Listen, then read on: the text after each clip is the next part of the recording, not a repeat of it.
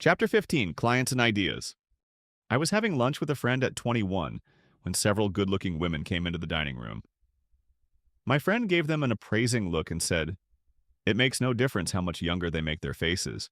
The round shoulders tell the story. If only I'd met that man before." He solved a problem that had bothered me for years and that had cost us an account. Ira Pink, the head of the Englander mattress company, had built his business from a small beginning until it became quite a factor in the mattress field. Mattresses have always been hard to sell. People don't buy new ones as often as they should from the manufacturer's point of view. They buy a new car because their friends see it. But who goes poking around under the sheet to look at the mattress? So there it stays, year in and year out, old and dilapidated. But it never seems to bother them. As a matter of fact, people like their old mattresses. They're comfortable. They sag in all the right places. That's bad for them, but either they don't know it or don't care. It was tough going for Englander or anyone else to get people interested in buying new mattresses. Even when people did go out to buy, they would often be taken advantage of by dealers who could charge any price for any mattress, and more often than not get away with it. What could you do to lift this sluggish business out of the doldrums? How could you make people aware that an old mattress was a menace? For a good many years, we handled Englander mattresses and never really did hit an idea to put them over. Ira Pink and I became good friends, but that didn't help his business. What he needed was an idea, and we didn't have it. What happens to all agencies when the ideas for an account are lukewarm or missing happened to us with Englander? We lost it. And now at 21 came the big idea. It came from a man who had a knowing eye for women. It makes no difference how much younger they make their faces. The round shoulders tell the story. That would have made people aware of their mattresses. It would have sold Englander if we had thought of it. An idea that women had forgotten and the Biow company had never fully explored. That mattresses have much to do with looking young. Beware. If you have an old mattress that sags, you're doomed to round shoulders and a middle-aged look. Better get a new one. Sometimes the best ideas come from the oddest sources. Unwittingly, somebody drops one right into your lap. Here was one dropped into mine, but too late.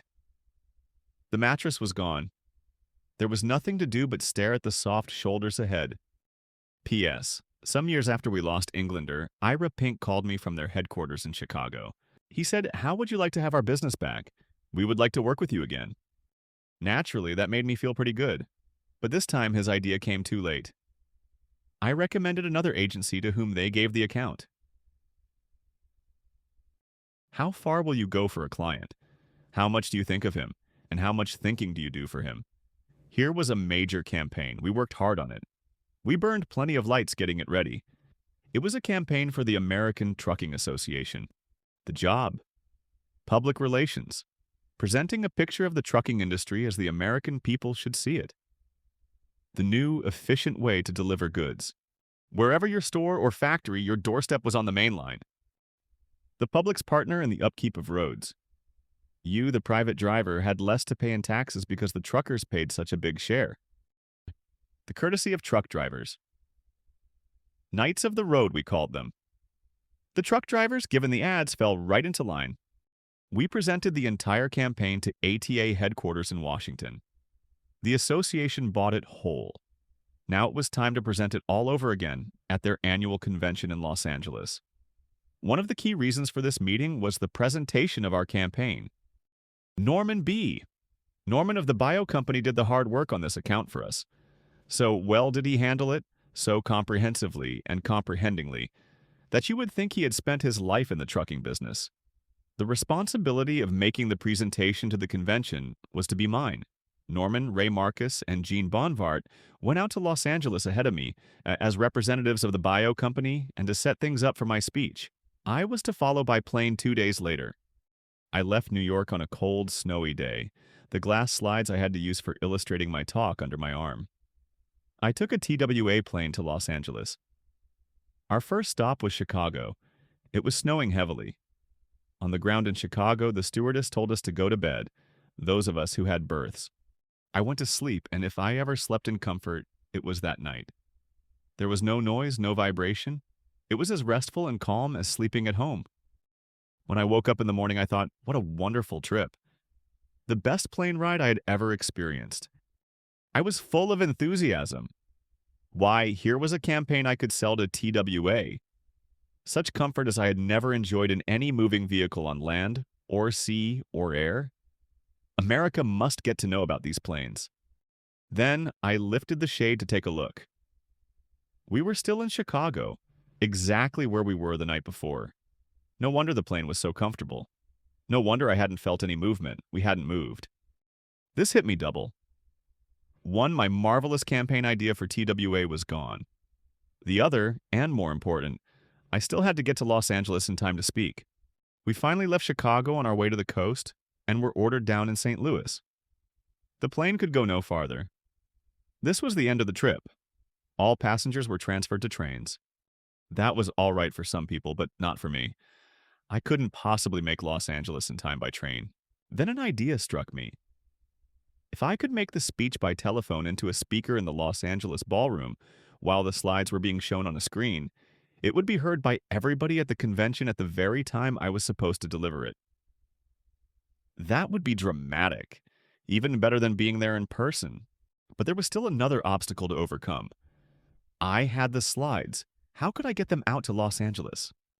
The first thing I did was phone Norman in Los Angeles and tell him that I could not get beyond St. Louis.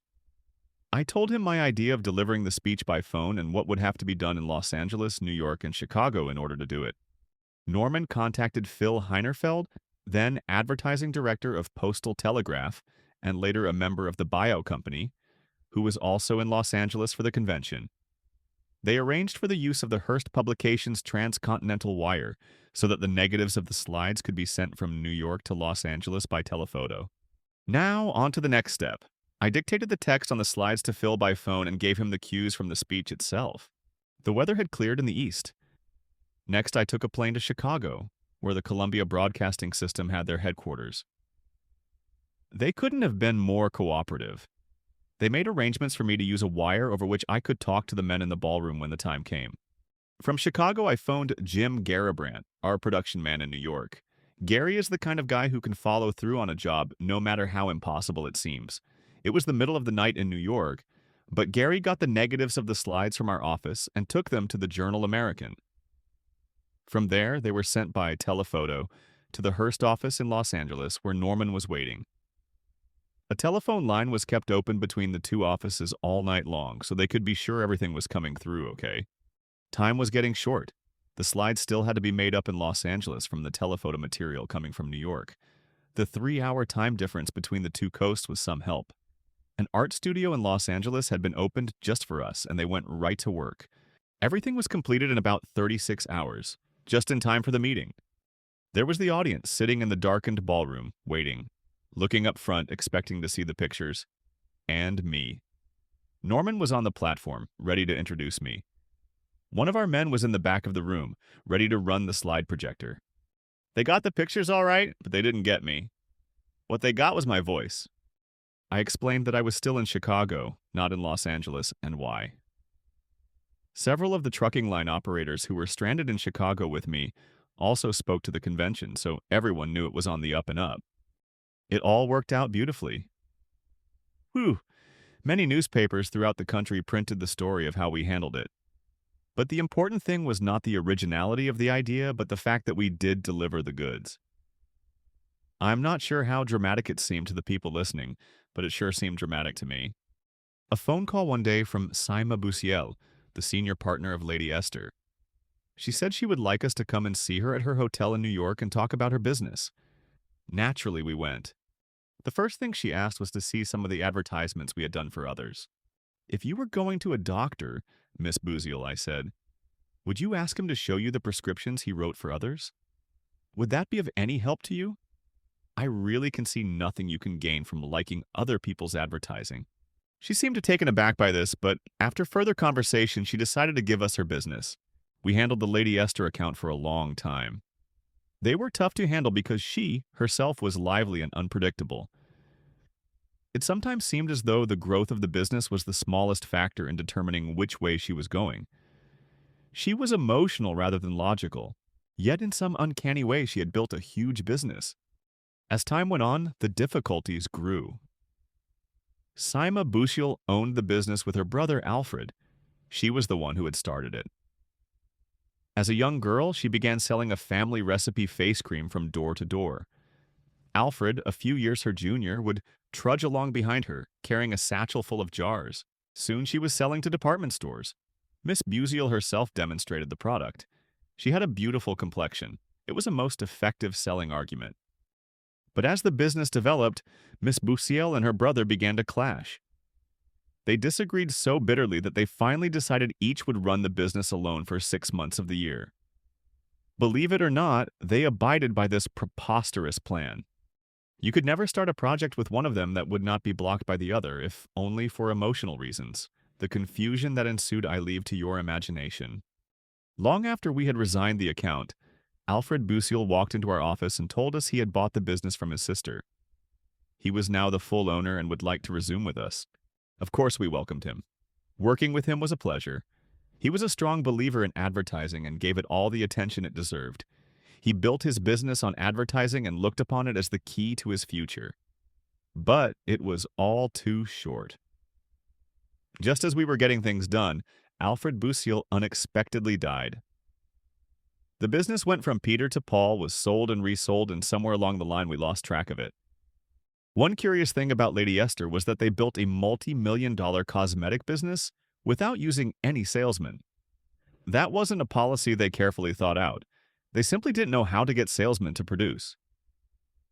They never managed to solve that problem, so they fired the men and depended on the males. Their advertising was so successful that it worked alone.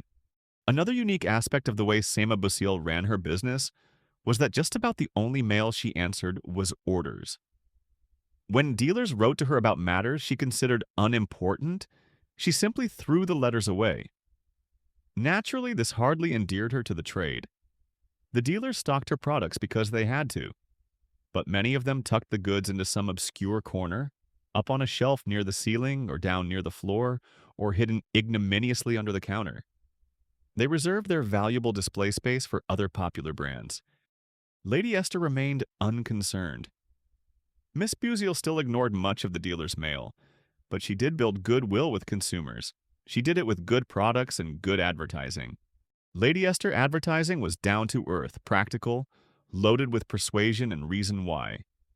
The ads had none of the glamour that characterized the ads of their competitors. They looked more like mail-order copy. Actually, they were. In selling face powder, Lady Esther put great emphasis on shades. The reader was invited to write in for free samples of the different shades of face powder so she could pick the one best suited to her. The theory was, and it proved right, that once a woman had tried the lot and picked the one shade that flattered her, she would stay with it. It was a slower sale, a two-step sale, but once made, it stuck. Lady Esther advertising never seemed to compete with other powders or creams, although of course it did. For many years, Lady Esther had a distinct place in the field, right up on top. Moral: a client's eccentricity is a mistake if the company fails, an interesting, mysterious element in its success if it wins. During World War II, Coca-Cola, which was sold everywhere, could not meet the demand. And Pepsi saw a chance to walk in. We were first called in on the account by Walter S. Mack, president of the company. They had a big bottle that sold for 5 cents. It held 12 ounces against Coca-Cola's 6. That was what put them on the map. Twice as much for a nickel. Twice as much was a great idea for the kids and for all the economy-minded. They got more for their money. For the dealers, however, it wasn't so good. They much preferred to sell Coke. They sold more bottles, but with war shortages, Pepsi sold. Pepsi couldn't get enough of their regular bottles, but that didn't stop them. Walter Mack told me how they picked up bottles wherever they could, a heterogeneous lot, sterilized them, and put them out filled with Pepsi. From that war spurt, and with not much thought to where they were going or how, Pepsi-Cola started to grow. Then the war was over. Coca-Cola could produce all they wanted to, and Pepsi felt the pressure. What was worse, price controls were lifted. The cost of ingredients went up. Coke, with a 6-ounce bottle, still could hold their price. But Pepsi-Cola couldn't. At 12 ounces for a nickel, the bottlers were losing money. They tried raising the price to 6 cents. Psychologically, that was bad. The moment you had to break another nickel to pay for a bottle, you were off treading on the wrong foot. They experimented with new bottle sizes. Now they had not only 12-ounce bottles, but also 10s and 8s. Some bottlers were selling one size, some another. Some sold at 6 cents, some at 5 cents. Most of the bottlers owned their own plants, and each one went his own sweet way. The result was chaos, and sales slumped. Just about that time, Alfred N. Steele became president of the company. The plus difference that had built the company was just about gone. They could no longer advertise nationally twice as much for a nickel. They no longer had a clean-cut economy story, and they had no prestige either.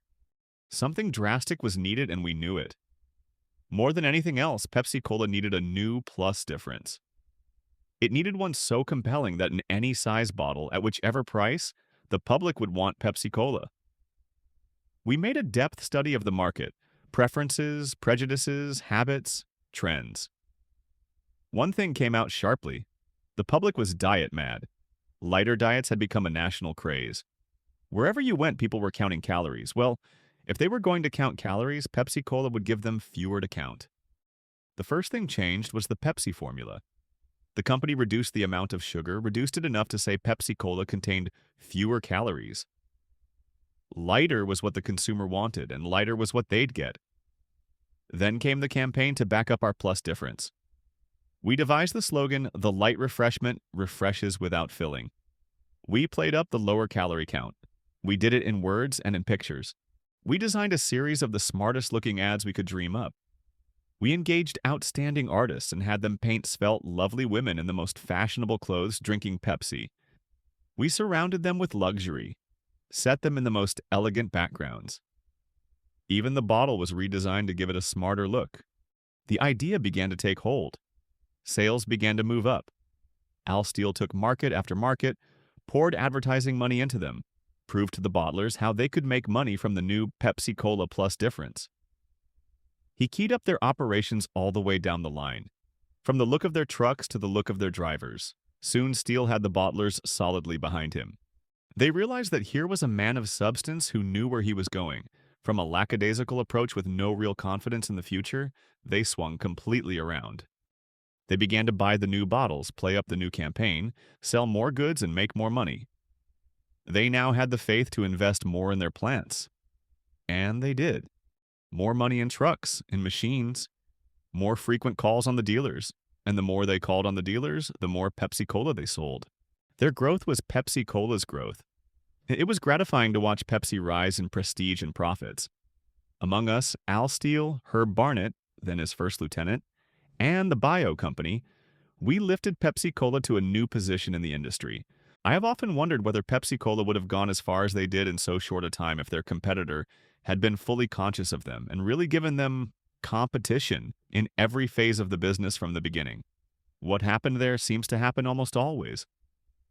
Big business forgets until it is too late that small business can become big. By then, the competition is harder, and the victory, if any, is smaller. In 1960, Al Steele died. His death was sudden and a great loss to us all. Al was a man of broad horizons, yet broad as they were, he was always expanding them, setting himself new goals. He was a man with courageous ideas, and he backed those ideas with the money they required. He saw no reason why the Pepsi-Cola company should always be content with second place. His aim was to be first, and he planted that seed of ambition in his colleagues, both within the parent organization and among the bottlers as well. When Al Steele died, he left the company with a new position in the industry, a new outlook, and a totally new direction. You cannot tell the story of Steele without bringing in the contributions of his beautiful wife, Joan Crawford. You may think of her simply as a famous actress. She's that, certainly, but she's much more besides. She's a brilliant businesswoman. While Al Steele was living, Joan went right along with him on all his business trips. When a new bottling plant opened, she was there to cut the ribbon. And if she was there, so were plenty of other people. She made it a point to learn the business, and, as anyone at Pepsi will tell you, she knows it. When Al Steele died, Joan Crawford was made a director, and that is no empty title. She is not just a name and a face. She is in every sense a director, a very much valued director of the Pepsi-Cola company. If you're working for a client, don't be too quiet and too respectful. You're supposed to be making useful noise for him. Jar the quiet. Shake things up. George Hill of American Tobacco was strictly an individualist, a rugged one. He made his points with a blunderbuss. Nobody could miss them. In one version of an advertising legend, a copywriter was showing him an ad for Lucky Strike. The writer seemed to have done what the order called for, but Mr. Hill looked at it with a jaundiced eye. Obviously, it wasn't his dish. Mr. Hill's office was clean. There wasn't a paper on his desk or on any of the other fine furniture around it. The only thing in sight was a bottle of water standing on a beautiful table. He went over, picked up the bottle of water, and, as he was crossing the room, purposely dropped it on the floor. The crash was so unexpected that the men around him jumped. "That's exactly what I want in the copy," Mr. Hill said. "A little more excitement when you write it would give us a little more excitement when people read it." Howard Connell, who wrote the copy for Lucky Strike and later wrote Philip Morris' copy for us, told me that story many years after it happened. He said that nothing had ever impressed him more than this sudden jarring of the quiet in Mr. Hill's office. I speak of this now because it reminds me of something that Al Steele once did. He had walked into a studio where our people were setting up a photograph for a Pepsi-Cola television commercial. The order called for the bottle of Pepsi-Cola to be placed in a silver cooler. The studio had a cooler of its own. They had put the Pepsi-Cola into it and were ready to take the picture. Al took a quick look at the setting and said only, "Hold that, I'll be back in a minute." He hurried to Tiffany's and picked out a magnificent antique cooler, the kind you would use for vintage champagne. Then he came back to the studio. He uttered no word of complaint. He simply said, "Take that one out and put this one in." The impact was stunning. The similarity of these two men is indicated by the similarity of their approach. Both were decisive, both were creative, both were fiercely determined to be first. Whether it was the excitement needed in an ad or the beauty needed in a cooler, nothing but the best was good enough for them. Patio Cola. Guess who makes it? You're wrong. Try again. It's made by Pepsi-Cola. Why they call it Patio Cola, I'll never understand. Maybe you can. New York was electric. Oklahoma, a new Rodgers and Hammerstein show was opening. From the out-of-town tryouts, rumors had been pouring in. This was to be the show of shows. It was. A smash hit that broke all records, as no one has to be told. It played for over 5 years in New York alone, and, as a matter of fact, is still being performed throughout the world. It was a magnificent show and a pace-setter. Those two giants of the theater, Richard Rodgers and Oscar Hammerstein, had given us not only magical music, a brilliant book, and unforgettable lyrics, they had given us a new concept in musicals. I remember the opening scene, the thrill of Alfred Drake's voice offstage singing "Oh, What a Beautiful Morning." No accompaniment. Just his voice and that song filled the whole theater. His voice grew louder as he drew nearer. As he came on stage, the orchestra joined him in one great crescendo. Oh, what a beautiful morning. Much as I loved the theater, now all I could think of was a new campaign for our client, Shenley. What was the drawback to whiskey? The unbeautiful morning. Through two glorious acts, I sat thinking of beautiful mornings in Shenley. How to translate that into a campaign? My first, and in fact my only idea, was a rooster greeting the dawn crowing, "Oh, what a beautiful morning." If we could sell that idea, we had all we needed to sell Shenley whiskey. I didn't envision just a barnyard fowl. This had to be a very special rooster that would say Shenley the moment you set eyes on it. We scoured New York's art galleries and museums looking for just the right rooster, but we didn't find him. Finally, I found an artist I was sure could give me just what I wanted. In Hollywood, I saw a Warner Brothers man with a marvelous sense of comedy and showmanship. His name was Mike Sasanoff. I offered Mike a contract then and there to come with me to New York and help create Sonny the Rooster. What he did is legend. His racy, lively, memorable rooster was a triumph. Shenley used it successfully for 5 years. Ed Swan joined the Biow company in 1946. He was a strong believer in controlled impatience. No matter what we had done for his client, no matter how good their business might be, he always wanted us to check on new ideas that might do more. Ed was definitely the right man to handle Sonny the Rooster for Shenley. Here was an idea he could play around with and come up with a million ways of doing better. During a trip to Europe, I visited the Cock Hardy, a small restaurant on the outskirts of Paris. The decorative theme of the Cock Hardy is roosters. There were literally thousands of them: ceramic, tile, wood, brass, bronze, in every form, every color, every size. Some were serious, some comic. I knew immediately that the Cock Hardy was the place to send Ed Swan with a cameraman. Ed did all I hoped he would do. In a matter of 10 days, working with a hastily recruited staff, he collected almost 20,000 engravings, etchings, printed reproductions, and statuettes in every conceivable material.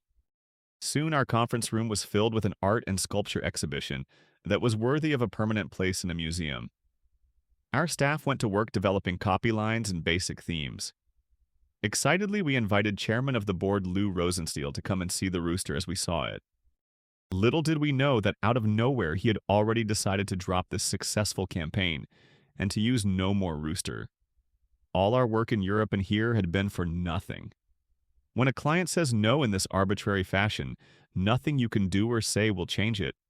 Later, Shenley left us, but we felt sadder losing Sonny than we did losing Shenley. Today, after 13 years and many interim campaigns, Shenley is back with the rooster. But like most ideas that are copied, it now falls far short of our original concept and goal. Once, while we were working energetically on the Shenley account, I was out to lunch with Dan Goldstein, advertising manager of this great, prosperous company. At one point, he called to the waiter, "Shenley on the rocks." "Please, Danny," I remonstrated, "don't say that, not even in fun. Lou Rosenstiel of Shenley, like so many of the business heads I've talked about, is a tireless worker. He never lets up. He always expected his employees to fall in line. During the years when we handled the account, he would sometimes call his men to attend a meeting at 2 or 3 o'clock in the afternoon, and it made no difference to him if the meeting lasted into the next morning. He was so full of energy that often you would see him take sedatives and continue a meeting until the pills left him no choice. Lou had a genius for surrounding himself with gifted men. They were capable of initiating an infinite number of productive ideas, and he always paid them handsomely. Yet these men were so conscious that Lou would be more likely to take only what he wanted, that they would enter a meeting ready to give him precisely that, what he wanted rather than what they believed the market wanted. Sometimes these meetings on marketing or advertising were really called to discuss ideas already conceived by Lou. If he had known how to bring out the best in his men, let them give their ideas before he delivered his own. If he had stepped aside, given them a free hand, how much greater his already great business would be. Though he paid his men well, he failed to take full advantage of their abilities. He seldom listened to them. Rather, they listened to him. Oftentimes, he discouraged them from thinking. Lou's organization suffered from the boss bugaboo. If he would add to his own great flair the talent of his men, he would be unbeatable. But then, he wouldn't be Lou. I am reminded of a call Lou made to a member of his organization about a mathematical problem. The man was quite capable of figuring out the answer, but when you wake a man at 3 in the morning, Lou soon realized his mistake and, in all sincerity, said, "It's unfair to call you at 3 in the morning and expect you to solve a complicated problem like this." Then he added, "I'll call you back in 2 hours. Mike Sazanoff once wrote me a letter, giving me the background of his own participation in the creation of Sonny." To get an artist to write you a letter is an indication of genuine devotion. I'd often wondered how, when I approached him, he was then creative director in the cartoon animation department of Warner Brothers Studios, to try to devise a new Shenley rooster, Mike was able to come back 2 days later with a fully realized and developed drawing of an animated Sonny who became the core of a campaign that ran for 5 years. Here's how it happened. Driving toward Hollywood to work each morning, he usually stopped at a drive-in on Sunset Boulevard for coffee. Across the street, prominently placed on a low building, was a huge billboard.